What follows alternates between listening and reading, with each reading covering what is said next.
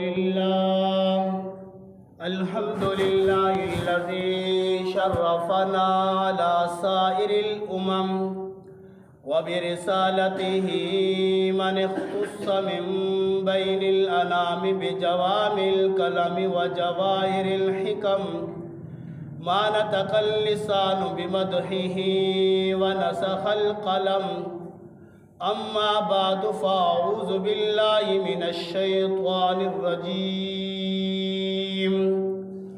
بسم الله الرحمن الرحيم حاميم والكتاب المبين إنا أنزلناه في ليلة مباركة إنا كنا منزلين صدق الله مولانا العظيم وبلغنا رسوله النبي الكريم ونحن على ذلك لمن الشاهدين والشاكرين والحمد لله رب العالمين اللهم صل على محمد وعلى آل محمد كما صليت على إبراهيم وعلى آل إبراهيم إنك حميد مجيد اللهم بارك على محمد وعلى آل محمد كما باركت على إبراهيم وعلى آل إبراهيم إنك حميد مجيد یا رب صلی وسلم دائما ابدا یا رب صلی وسلم دائما ابدا علی حبیبک خیر الخلق کلہم۔ معزز سامعین، قابل صدر احترام، گزشتہ جمعے کے اندر امام الانبیاء سرور کونین تاجدار انبیاء خاتم النبیین علیہ السلام کے معراج کے متعلق چند باتیں عرض کی تھی۔ اس جمعے کے اندر آپ حضرات کے سامنے دو باتیں عرض کی جائیں گی، ایک شعبان کی فضیلت اور دوسرا شب برات کی فضیلت۔ اللہ تبارک و تعالیٰ کے پاک پیغمبر نے فرمایا جو شعبان کا مہینہ ہے یہ رجب اور رمضان کے درمیان ایک پل ہے، پل کی حیثیت سے یہ کام کرتا ہے۔ آپ علیہ السلام نے ایک حدیث میں ارشاد فرمایا، رجب کے متعلق فرمایا یہ الرجب شہر اللہ، رجب اللہ تبارک و تعالیٰ کا مہینہ ہے۔ الشعبان شہری، شعبان میرا مہینہ ہے، والرمضان شہر امتی، اور رمضان جو نبی علیہ السلام کی امت کا مہینہ ہے۔ شعبان کے متعلق امام الانبیاء سرور کونین تاجدار انبیاء خاتم النبیین علیہ السلام نے ارشاد فرمایا میری امت اس شعبان کی فضیلت سے غافل ہے۔ اگر ان کو پتہ چل جائے کہ کتنا عظمت اور فضیلتوں والا مہینہ ہے تو وہ انسان اپنی عبادات کے اندر مصروف ہو جائے اور روزوں کے اندر مصروف ہو جائے اور قرآن پاک کی تلاوت کے اندر مصروف ہو جائے۔ ایک حدیث میں آتا ہے اما عائشہ صدیقہ طیبہ طاہرہ رضی اللہ تعالی عنہا کی روایت ہے کہ آپ علیہ السلام جتنے کثرت کے ساتھ شعبان کے مہینے میں روزے رکھتے تھے اتنے کسی مہینے میں کثرت کے ساتھ روزے نفلی نہیں رکھتے تھے۔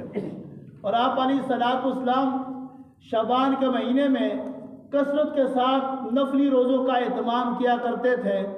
گویا کہ آپ علیہ السلام پورے لگاتار ایک مہینہ شعبان کا روزہ رکھتے اور اس کے بعد رمضان المبارک کا مہینہ آ جاتا، 2 مہینے لگاتار روزے رکھتے۔ اس سے شعبان کی فضیلت اور شعبان کی عظمت کے بارے میں اندازہ لگایا جا سکتا ہے کہ شعبان کتنا عظمت اور فضیلت والا مہینہ ہے۔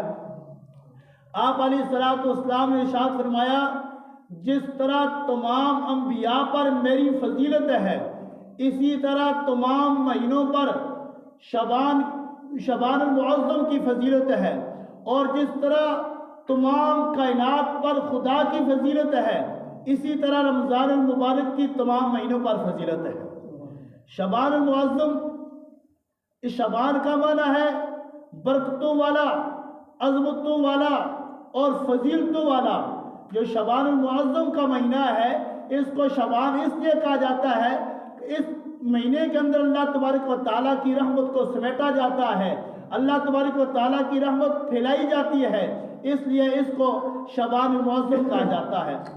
اور دوسری بات شب برات کے متعلق، شب برات، برات کا معنی ہے برات والی رات، گناہوں سے چھٹکارے والی رات، لیلۃ التکفیر یعنی کفارے والی رات۔ اللہ تبارک و تعالیٰ کے ہاں اپنے تمام گناہوں سے اللہ تبارک و تعالیٰ سے معافی مانگنا، اور اس کو شب برات اس لیے کہا جاتا ہے تاکہ لوگ اپنے گناہوں کی معافی مانگ کر اللہ تبارک و تعالیٰ کے ہاں ایک قربت اور مقام حاصل کر سکیں۔ اور اللہ تبارک و تعالیٰ نے انسانوں پر ایک بہت بڑا انعام نازل کیا ہے۔ ایک انسان بلند مقام کو نہیں پہنچ سکتا، اتنی اس کی عمر نہیں، اتنی نیکیاں نہیں کر سکتا۔ اللہ تبارک و تعالیٰ نے کچھ مواقع، کچھ راتیں، کچھ دن عظمت والے بنا کر انسان کے لیے ایک موقع فریم کیا ہے تاکہ وہ اپنے اعمال کے اندر اضافہ کرا سکے اللہ سے، اور اپنے گناہوں کی ترافی کرا سکے۔ جب حدیث میں آتا ہے شب برات کی رات آتی ہے، بعض مورخین نے لکھا ہے شب برات والی رات اللہ تبارک و تعالیٰ آسمان دنیا پر آ جاتے ہیں، اور اللہ تبارک و تعالیٰ کی طرف سے ایک فرشتہ ندا لگاتا ہے، آواز لگاتا ہے، اے کوئی بخشش طلب کرنے والا، میں اس کے گناہوں کو معاف کر دوں۔ ہے کوئی رزق طلب کرنے والا، میں اس کو رزق عطا فرما دوں۔ ہے کوئی اپنے گناہوں کی معافی طلب کرنے والا، میں اس کے گناہوں کو معاف کر دوں۔ آسمان دنیا پر اللہ تبارک و تعالیٰ آ جاتے ہیں، ساری رات یہ اللہ کی طرف سے ایک ندا لگتی رہتی ہے۔ خوش قسمت اور خوش نصیب وہ انسان ہے جو اس رات کو غنیمت جانتا ہے، اور اللہ تبارک و تعالیٰ کے سامنے سر سجدے میں ڈال کر اپنے گناہوں کا اقرار کرتا ہے، اپنی نیاز جبی اللہ کے سامنے جھکاتا ہے، اللہ سے معافی مانگتا ہے۔ اللہ تبارک و تعالیٰ اس بندے سے راضی ہو جاتے ہیں، اور اللہ تبارک و تعالیٰ آسمانوں کے دروازے کھول دیتے ہیں، فرشتوں کو بھیج دیتے ہیں، جاؤ زمین کے اندر میرے بندوں کو دیکھو وہ کس طرح عبادت کے اندر مصروف ہیں، اور اپنے گناہوں پر ندامت اختیار کر کے مجھ سے معافی مانگ رہے ہیں۔ یہ خوش قسمت ہے وہ انسان جس کی زندگی کے اندر لیلۃ البرات آتی ہے، اور وہ اللہ تبارک و تعالیٰ سے اپنے گناہوں کی معافی منگا لیتا ہے، اللہ تبارک و تعالیٰ کے سامنے گڑ گڑا کر اپنے خطاؤں کی اقرار کرتا ہے۔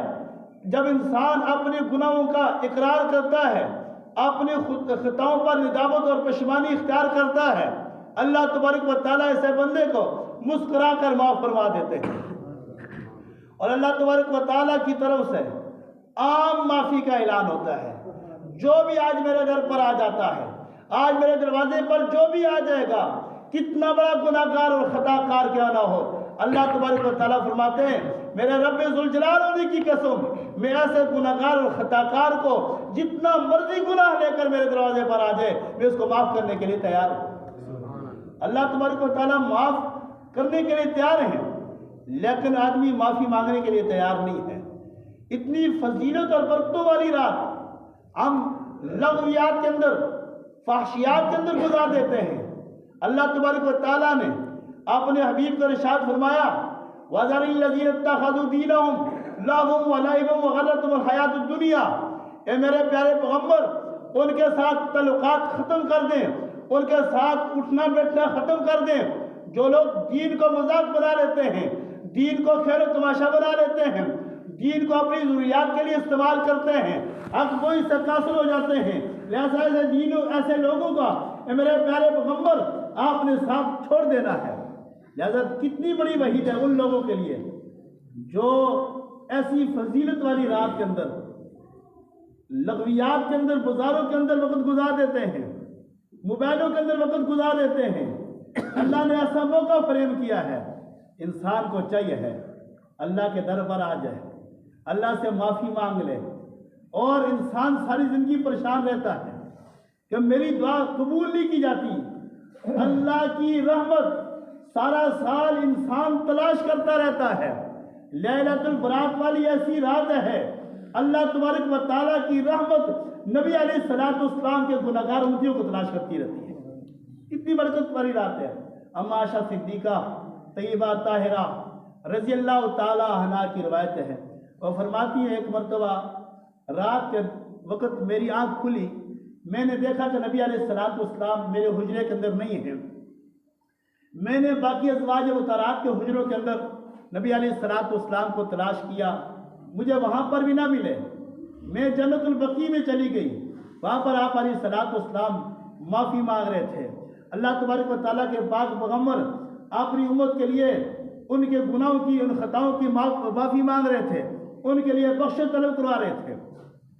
اما عائشہ صدیقہ نے فرمایا کہ یا رسول اللہ صلی اللہ علیہ وسلم، میں نے آپ کو سارے حجروں میں تلاش کیا، آپ مجھے نہ ملے، مجھے یاد آیا کہ ہو سکتا ہے کہ آپ جنت البقیع میں ہوں۔ جب میں جنت البقیع میں آئی تو آپ کو میں نے پا لیا۔ فرمایا اے عائشہ، آپ کو پتہ ہے کہ آج کون سی رات ہے؟ آپ علیہ الصلوۃ والسلام نے اما عائشہ صدیقہ سے پوچھا۔ اما عائشہ صدیقہ نے فرمایا اللہ اس کے رسول بھی بہتر جانتے ہیں۔ آپ علیہ الصلوۃ والسلام نے فرمایا عائشہ، آج شعبان کی 15ویں رات ہے، اتنی برکت اور فضیلت والی رات ہے۔ اللہ تبارک و تعالیٰ کا عام معافی کا اعلان ہے۔ اللہ تبارک و تعالیٰ نے فرمایا جو آدمی آج کی رات میرے سامنے نیاز جبیں جھکائے گا، اللہ تبارک و تعالیٰ اس قدر معافی دینے کے لیے تیار ہے جس طرح بنو کلب کی بکریاں۔ اب بنو کلب کی بکریاں کے بالوں کے متعلق آپ علیہ الصلوۃ والسلام نے کیوں مثال دی؟ عرب زمانے کے لوگ جو عربی لوگ ہوتے ہیں اس وقت بکریاں بہت زیادہ رکھتے تھے، اور جو قبیلہ بنو کلب تھا تمام عربوں سے سب سے زیادہ بکریاں ان کی تھی۔ اب بکریاں ان کی تھی، ان کے اوپر بال کتنے ہوں گے اس کے مطابق اللہ تبارک و تعالیٰ عام معافی کا اعلان کر دیتے ہیں۔ لہذا انسان کو چاہیے ہے، انسان خطا کا مادہ ہے، خطا کا پتلا ہے۔ جب انسان سے خطا ہوتی ہے، اللہ تبارک و تعالیٰ سے اتنی بڑی بخشش والی رات آ رہی ہے، اتنی مغفرت والی رات آ رہی ہے، اللہ تبارک و تعالیٰ سے معافی مانگ لینی چاہیے ہے۔ دوبارہ پتہ نہیں اس طرح کا دن دیکھنے نصیب ہوتے یا نہیں ہوتے۔ گزشتہ سال کتنے لوگ شعبان المعظم کے اندر شب برات والی رات ہمارے ساتھ موجود ہے، لیکن اب قبروں کی زینت بن چکے ہیں۔ اللہ تبارک و تعالیٰ نے انسان کو یہ موقع دیا ہے تاکہ انسان دوبارہ جتنے بھی گناہ کیے ہیں میرے دروازے پر آ کر اپنے گناہوں کی معافی مانگ لے۔ اللہ تبارک و تعالیٰ نے فرمایا عام معافی کا اعلان ہے، جتنا بڑی مرضی گناہ گار، جتنا مرضی بڑا گناہ گار کیوں نہ آ جائے، میرے دروازے پر آئے گا میں اس کو معاف فرما دوں گا۔ کچھ بدبخت ایسے بھی ہیں لیکن شب برات والی رات اللہ تبارک و تعالیٰ سے آدمی کو معاف نہیں کرتا۔ وہ کون سے آدمی ہیں؟ جو اللہ کی ذات و صفات کے ساتھ شیل اٹھاتا ہے، اللہ تبارک و تعالیٰ کے علاوہ کسی اور کو مشکل کشا بنا دیتا ہے۔ اللہ تبارک و تعالیٰ مشرک آدمی کو ساری اتنی بڑی رات، اتنی برکتوں والی رات اللہ تبارک و تعالیٰ عام معافی کا اعلان کر دیتا ہے، لیکن ایسے بدبخت کو اللہ تبارک و تعالیٰ معاف نہیں فرماتا۔ جتنا مرضی وہ نمازی پڑھ لے، قلعہ کشیاں کر لے، تسبیحاں پڑھتا رہے، لیکن دل کے اندر شرک ہے، ان الشرک لظلم عظیم، شرک بہت بڑا گناہ ہے۔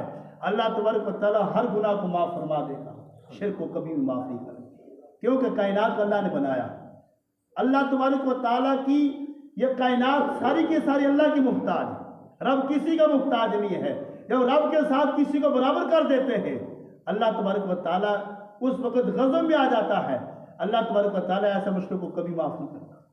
اور دوسرا وہ آدمی جو اپنے ماں باپ کا نافرمان ہے، اپنے ماں باپ کی قدر نہیں کرتا، اپنے ماں باپ کا ساتھ اس نے سلوک نہیں کرتا، اللہ تبارک و تعالیٰ کی طرف سے عام معافی کا اعلان ہے۔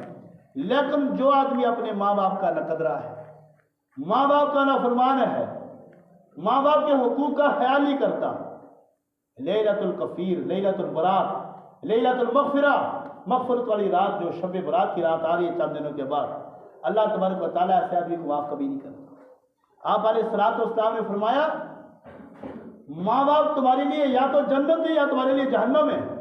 یا رسول اللہ صلی اللہ علیہ وسلم، جنت کس طرح آگے، جہنم کس طرح آگے؟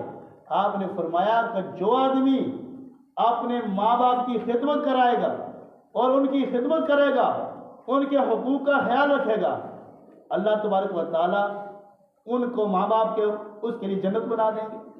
جو ان کی ناقدری کرے گا، نافرمانی کرے گا، ان کے حقوق کا خیال نہیں کرے گا، وہ اس کے لیے جہنم بن جائے گی۔ اللہ تبارک و تعالیٰ کے پاک پیغمبر نے فرمایا رضا الرب رضا الوالدین سخط الرب سخط الوالدین۔ اگر ماں باپ راضی ہیں تو خدا بھی راضی ہے، اگر ماں باپ ناراض ہیں تو خدا بھی ناراض ہے۔ ایک آدمی عبادت کرتا ہے، نماز پڑھتا ہے، روزہ رکھتا ہے، صدقہ زکوٰۃ خیرات کرتا ہے، اللہ تبارک و تعالیٰ قبول کرنے والا ہے، چاہے وہ قبول کرے یا نہ کرے، اس کی مرضی ہے۔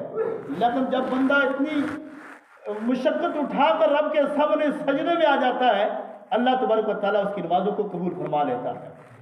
جب بھی آدمی سجدے میں آتا ہے، اللہ کی توفیق کے ساتھ مسجد میں آتا ہے، اللہ کی توفیق نہ ہو کوئی مدہ مسجد اپنی مرضی سے نہیں آ سکتا، لیکن نماز پڑھتا ہے، خط کے زکوٰۃ خیرات ادا کرتا ہے، اس آدمی سے اس کے ماں باپ ناراض ہیں، اللہ اس کی نماز کو قبول نہیں کرتا، زکوٰۃ کو قبول نہیں کرتا، حج پر لاکھ روپے لگا کر جائے لیکن ماں باپ ناراض ہیں، اللہ تبارک و تعالیٰ اس کے حج کو قبول نہیں کرتا۔